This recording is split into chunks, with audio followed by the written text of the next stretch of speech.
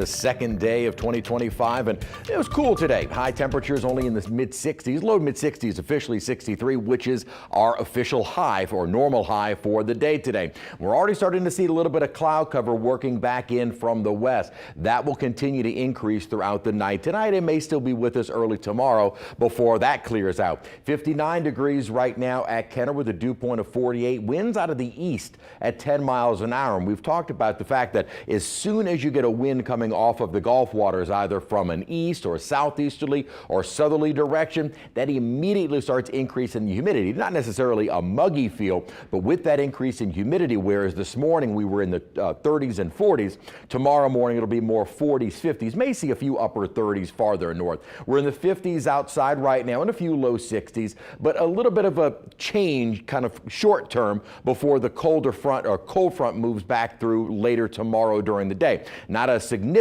drop in temperature, but it'll keep us more seasonable as we head into tomorrow and Saturday. Then some big changes on the way. First is this increase in cloud cover. That is coming in from this little weak surface disturbance that's along the Texas coast. So kind of partly to mostly cloudy skies overnight and into early tomorrow morning with a chance of maybe a stray shower or two.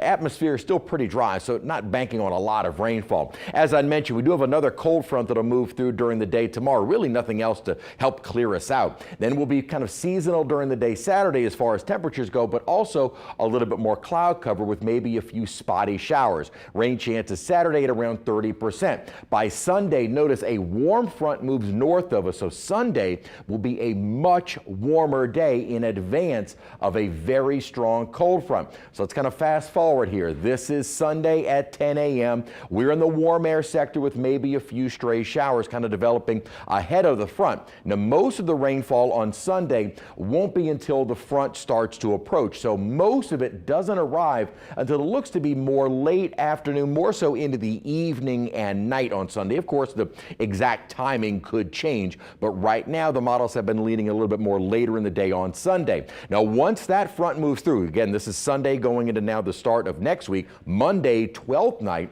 it is turning bitterly cold. A very cold atmosphere, or cold air mass, I should say, is on the way south. Before that cold air arrives, there will be a risk of some storms and maybe a few strong to severe.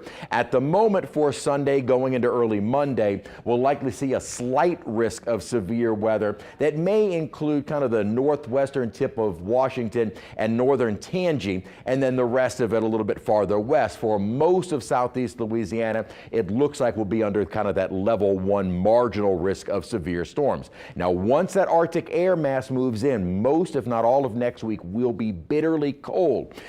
Going later into the week next week, there is a big question on Thursday, January 9th, if we were to see any wintry weather. The differences in the models are the timing of this disturbance.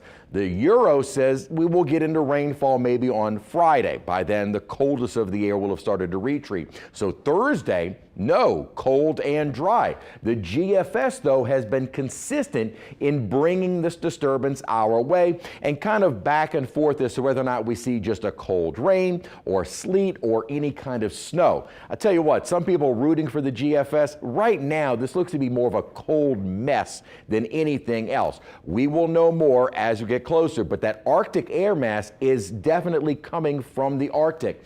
This is the air mass that we will see start pushing south. Now, the core of this is not coming south, but it is going to be making its way up towards south of Hudson's Bay and southeastern Canada. These type of air masses bring down some bitterly cold temperatures for much of the nation, and definitely for the eastern and central and eastern part of the U.S. We are in store for a big drop in temperature. So, as mentioned, more seasonable for tomorrow and Saturday, mostly cloudy skies, and then a big warm up on Sunday with those storms later in the day and a huge temperature drop. We may be talking about kind of some cold weather advisories with wind chills more like the teens and 20s to start the day Monday, and highs staying in the 40s. We also may be talking about a hard freeze on Tuesday, Wednesday morning on the North Shore, and again, kind of that big question mark as to whether or not we see a disturbance that could bring in some wintry weather next Thursday.